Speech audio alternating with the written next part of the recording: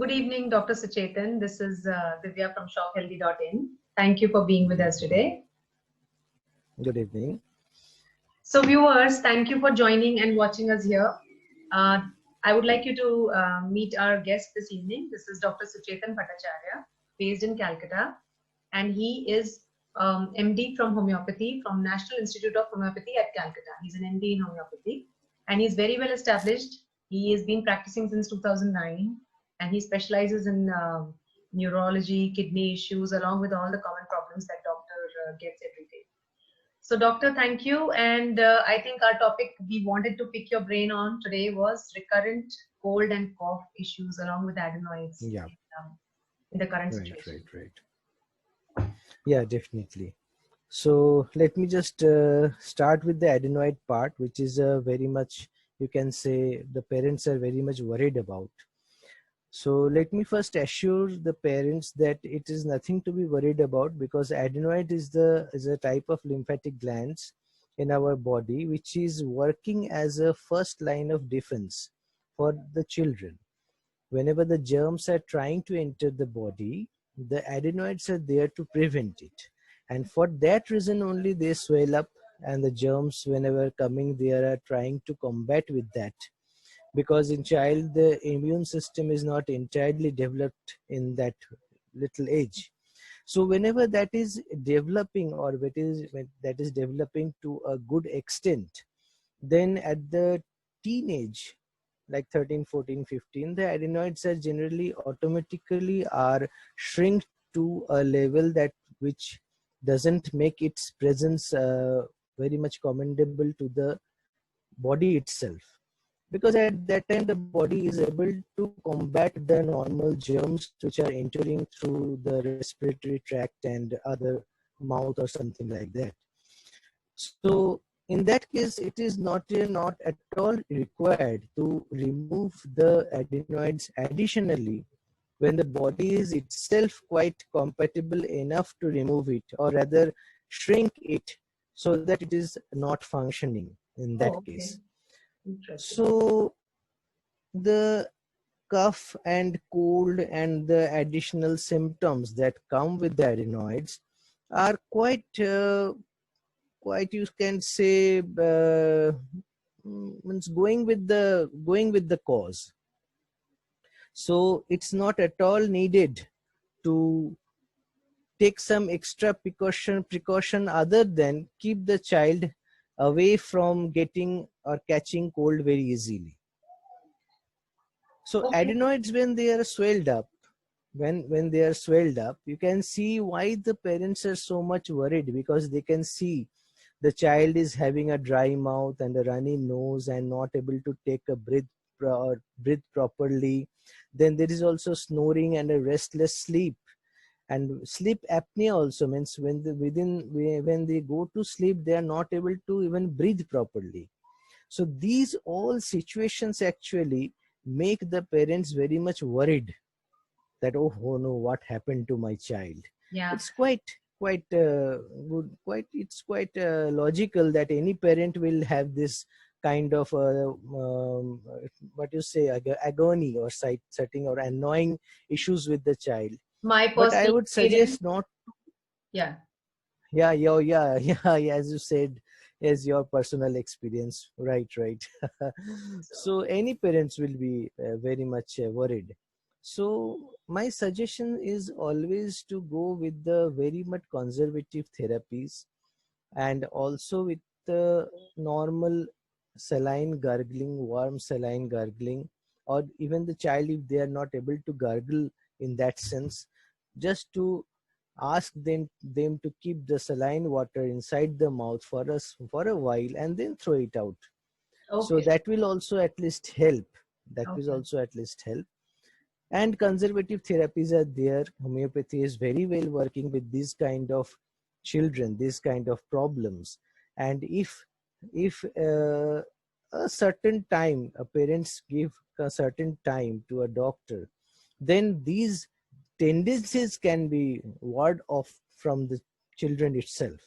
Interesting. Means the children will not have this tendency to take cold or having these swelled up adenoids and the additional problems that are incurring through this particular problem.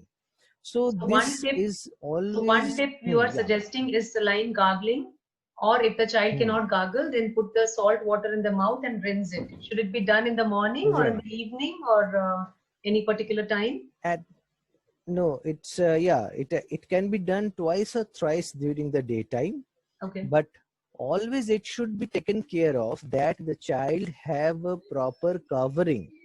It shouldn't be like a child is having open neck and open chest and wearing not minimum of warm clothes and doing the gargling and the warm saline rinsing, and thereafter only eating something or drinking something cold water, or even eating something cold thing, or Mm. even talking. Because once you are going through this warm exposure, this warm exposure should be kept for some time, so that the body is what you can say is habituated with that warmth in it. Okay. Because if there is sudden warmth and then exposure to cold, that would rather create more problem, Okay. that change. So So when you are giving that child, yeah, yeah. there is a reason to the salt, isn't it? Hmm. That the salt Yeah, helps in why some salt? way. Definitely, because salt is a hygroscopic material. So whenever salt is exposed to a gland or a cellular material around, it tries to catch the water from inside, and it also disbalances the sodium potassium channel across the cell, having a high salt concentration outside the cell. So sodium, when it is highly concentrated outside the cell, it Mhm. will automatically try to take the cellular material or water from the cell outside of its cell membrane, which will again try to shrink the particular cell which is swollen up. So Mhm. that in case also is helping to somewhat to kill the germ which is present and inside the cellular material, Mhm. and causing the gland to swell up and the pain, etc. Because Got it. you know, whenever there is swelled up glands, generally it is associated with some kind of pain, Hmm. because inflammation is there. So Hmm. that inflammation part is also quite controlled and restricted by this saline or warm saline gargling or rinsing, which is Wow. very much helpful for the children. So good to hear the scientific reasons behind the saline gargling. Because if we Yeah, don't understand that, we just don't do it in a disciplined manner.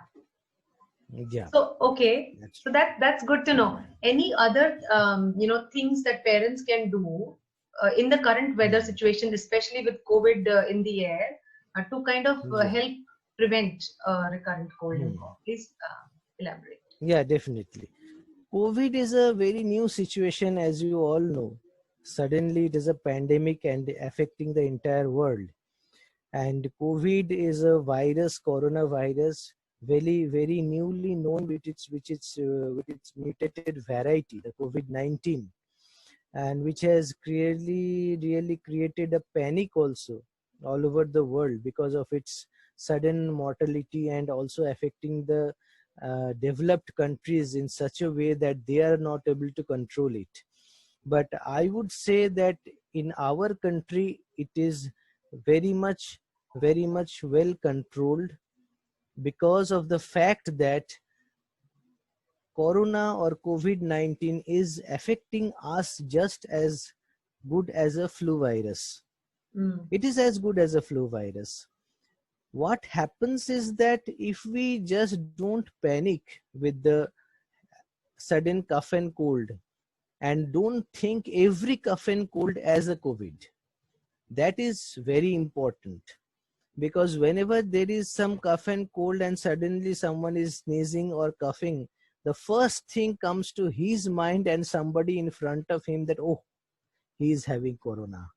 So So how it's can we not so. differentiate then? How do we differentiate? Yeah, yeah, yeah. See, the fact is that this is the season change. Suddenly winter is coming and cropping. So it is very likely that children and the people will have a kind of cough and cold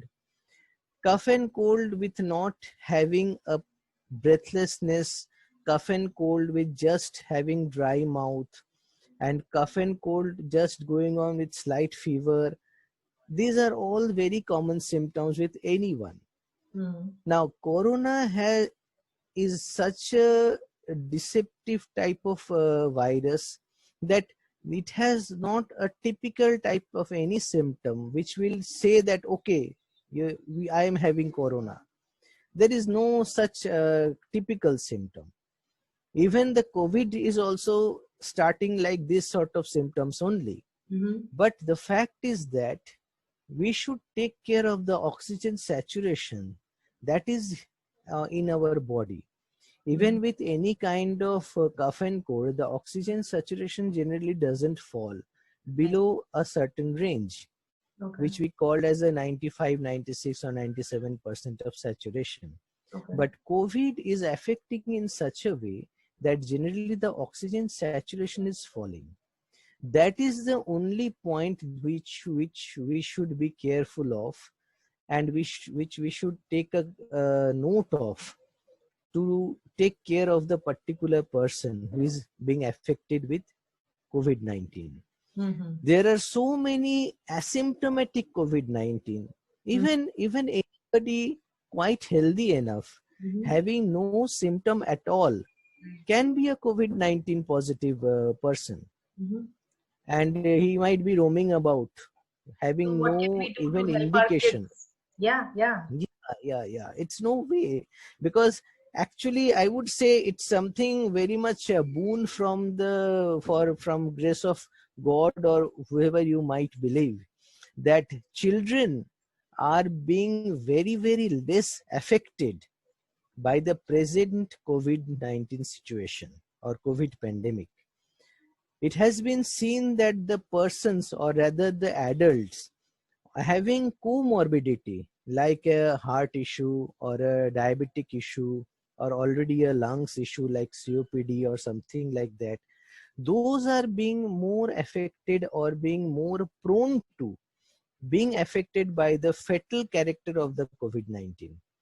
But children are less likely to have any kind of symptom or being exposed to COVID-19. Even after they are being exposed to COVID-19, hardly they produce any kind of symptom in them, or except slightly cough and cold, fever, etc. And that is also subsiding within 4 to 5 days.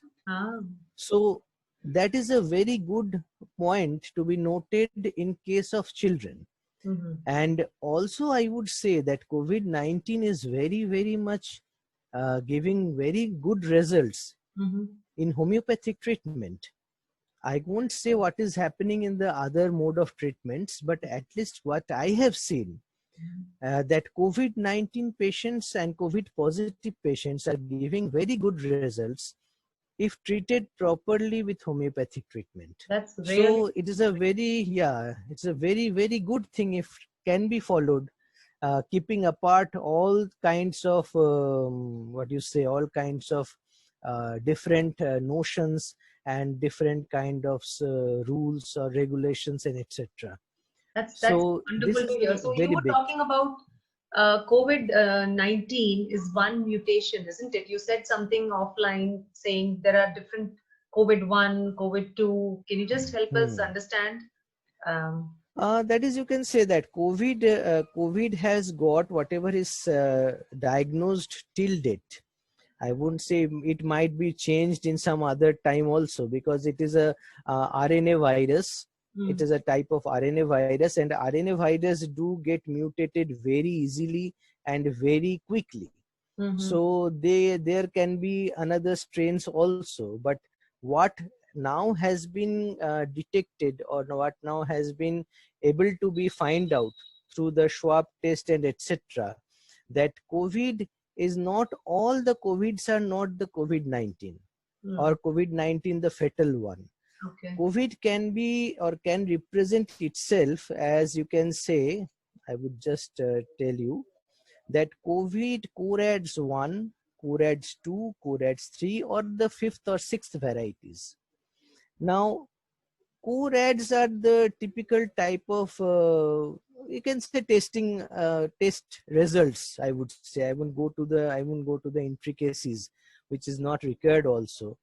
But the 1, 2, 3 is having a very low or intermediate type of reactions, or you can say the on the in the body. When it's come to corads 4, then it is unclear even whether the COVID-19 is present or not. It might have the symptoms have of cough and cold and fever. These all can be there, but not really ensured that whether it is COVID-19 or not. When coming to corads 5 and 6, rather 5 after that 6, then there is a high possibility that the COVID might be present, especially with corads 5. And corads 5 is the typical COVID-19.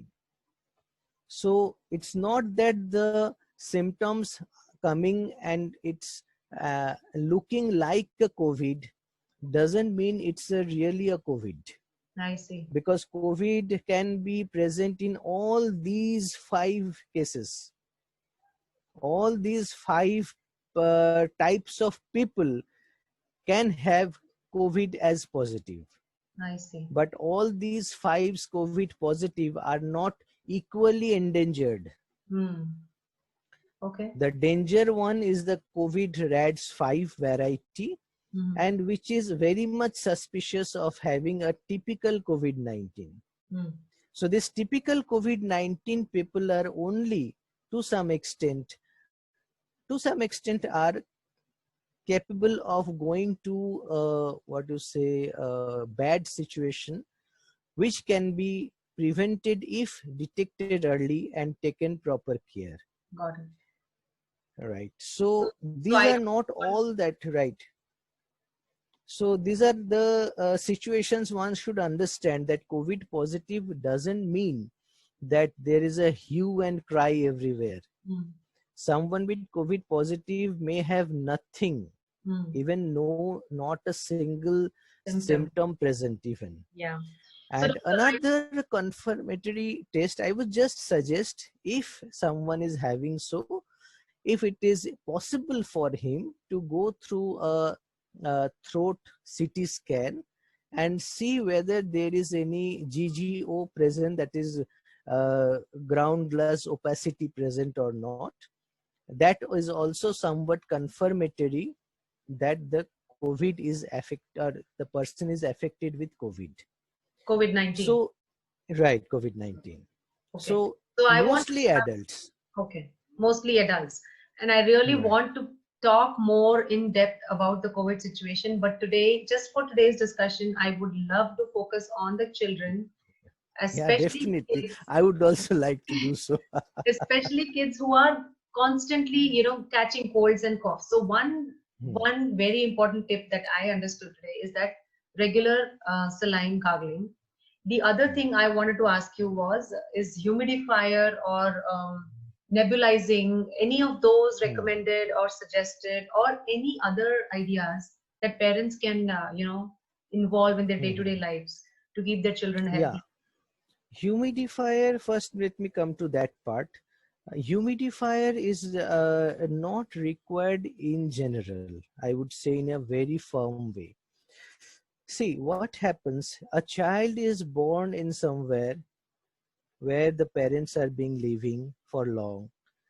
If the child is growing up, even it might be Rajasthan, very dry place, or Delhi, a relatively dry place, the child doesn't require a particular type of humidifier in that case to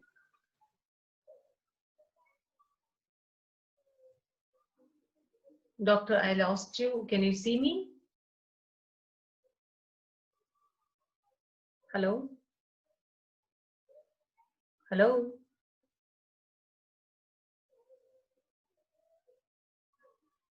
Hello? Hello, good evening. We are back with Dr. Suchetan Bhattacharya from Calcutta. We did part Good one. evening. Thank you, doctor. We did part one. We covered some tips on the recurrent colds and coughs that children face, along with adenoids. Very important tips and knowledge about adenoids we've gained. We also talked Hmm. about COVID. So, doctor, this part, Yeah. let's continue on our discussion. I think we left it at why you were talking about why humidifiers, in your opinion, are really not needed to kind of prevent the colds and coughs. Hmm. Just let us know how, what do you Right. think about nebulizing or humidifiers? What is the tip? What are the things that Huh. parents can do? See, humidifier, as you all know, that humidifier is actually making the environment a bit humid, so that the dryness, which is actually preventing some children or to take breath and breathe in or breathe out, that is being made easier, or it's soothing, it's, you can say. So uh, I always recommend that this humidifier won't be taken as a practice, because the child who is born in a particular situation is quite capable of taking that situation very easily, Mm-hmm. until and unless he or she is suffering from some disease or dyscrasia. Mm-hmm. Now, a person who is born in, say, West Bengal, which is quite humid round the year, now that particular child is moved to Rajasthan or New Delhi or something like that, where the climate is quite dry, and it is known that the child is already suffering from some kind of respiratory disorders, where the child is not able to take breath properly. In that case, obviously the change of the weather is quite distressing for the child, and in that case a humidifier might be used to Mm-hmm. soothe the environment, so that the child feels it homely and can breathe properly. Mm-hmm. But it shouldn't make it, no parent should make it a practice that anywhere the child is taking or having some kind of problem, and you start giving a humidifier to soothe him. In that way you are actually making the child dependent on a kind of thing which is not required for him or her, and Mm-hmm. also you are making him obligatory dependent on some kind of machine which he or she might not require if treated properly and taken care of properly. So until and unless the lungs has got some kind of very much obstruction, Mm-hmm. or a cystic type of fibrosis, or a bronchiectasis type of very uh, grave problem, then that child shouldn't be given a humidifier or some kind of soothing material just as a practice. That's what I want to say. Okay. Okay. So Yeah, quickly, I'll talk yeah, to and you about. this Yeah. Go ahead. Please go and the second part that you talked of, that nebulizer. ahead. Nebulizer is what? It is a form of machine, small machine, through which actually you are inserting liquid medicine into the person who is unable to inhale Mm-hmm. properly. And the liquid medicine is mostly a kind of bronchodilator in the modern medicine, if we see of. So that bronchodilator type of medicine is given to someone who is unable to breathe properly, and there is a kind of choking, so that the medicine gets into it and it dilates the channels so that he or she can breathe properly. Again, I would say it's a kind of medicine uh, given to a person or a child, which not should not be practiced at all until and unless it's an kind of emergency situation where the child for any reason, god forbid, it's not able to breathe at all. So only in these cases it should be used, not as a general practice. So, doctor, I'll tell you, I have two daughters. My younger one, Yeah. my little one, when she was about 5, has Hmm. had a lot of episodes of colds and coughs, to the extent that at one point she had lost about Hmm. 50% of her hearing. And the doctors had advised grommet surgery. and Okay. we had to resort to nebulizing, and a lot of those issues had come up. Now, Mm-hmm. nebulizing was done because of the severe cough. Yeah. We had found a way to avoid the surgery thanks to homeopathy. We said we'll give it a shot, and it actually really worked very well for her. So I just thought, Great. Great. parents should hear about this as an option also, right? That maybe we can you help us understand how to build the child's immunity either through homeopathy or through natural things that they can do at home, so that Hmm. surgeries or these kind of extreme situations can be avoided. Yeah, definitely. See, natural things that can be done in a home are like keeping the child away from the exposure to cold. And the second thing is avoid the child practice sleeping in the air conditioned room. See, whatever is the condition of the parents now, they are able to afford a air condition, and they mostly prefer this air condition inside the bedroom Hmm. to have a smooth kind of Not sleep. me. But honestly, this is a very bad practice. I would say bad. I don't mind, but it is a very bad practice for the child, because the child is growing. Hmm. Rather, child should be given the adverse situation Hmm. so that the body can cope up with the situation and build up the immunity. Hmm. Even the fact is that if we might not be able to sleep in a stormy or in a very summer or in a adverse kind of weather inside Hmm. the room without having those support of air condition and all. But Hmm. a child, if you keep him or her in that situation, he will sleep his entire to his entire extent and Hmm. fully contented.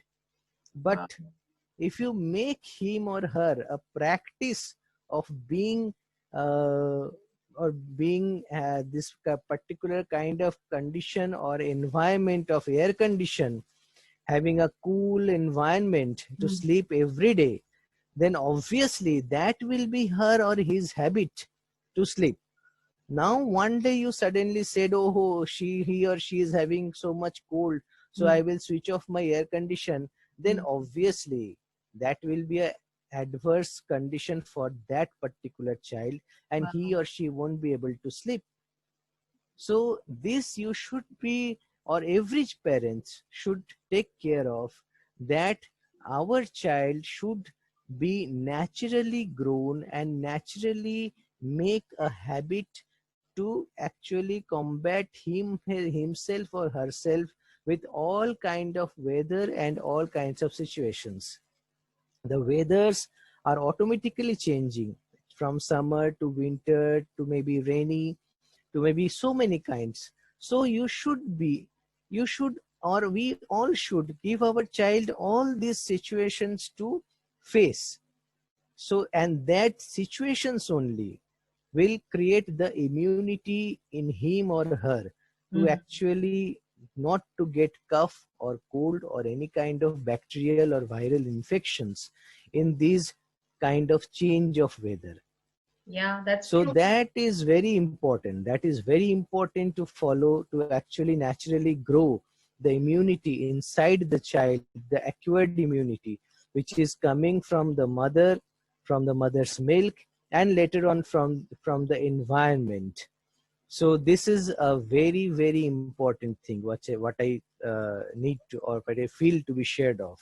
That's good to know. And later on, obviously, some children, unfortunately, even they are born with some kind of what do you say, dyscrasias, or some kind of loopholes, some kind of not being properly having those generating powers. Not only that, some mothers don't have the proper milk to give to the baby, and every time we can see so many babies are coming that they are not being able to get the mother's milk. So Hmm. from the very childhood they are being fed artificially, and these are all compromised child. so they are not getting the first line of immunity in their system. So they might have this problem of recurrent cough and cold and different kind of infections in their body. So yes, in this case we have to take the help of the medicine. And yes, I would strongly suggest only homeopathic medicine, Mm-hmm. because no suppression is required, but the growth of immunity and the cure from the very root is Mm. required for these kind of children. Because if we give proper medications from the very childhood in a proper way, then we can actually get rid of this tendency of taking cold in different conditions, different situations, particularly with the change of weather. So I will strongly suggest all those who are listening that get your children from the very beginning into homeopathic treatment if they are compromised in any way, so that in course of time they are really uh, what you say ward off from this particular situation. Wow. Yes, doctor. And I know from my personal experience, touch wood, it has really helped my little one. And I really didn't, going in, I wasn't confident. I was told grommet surgery is a very minor thing. And, you know, it's routinely done in children who are constantly falling sick with colds and coughs. But somewhere, you know, the mother's heart was not agreeing to, you know, start that as a first option. So we thought we'll try out Right. homeopathy, and yeah, it just worked wonders. So thank you so much today for spending time educating us.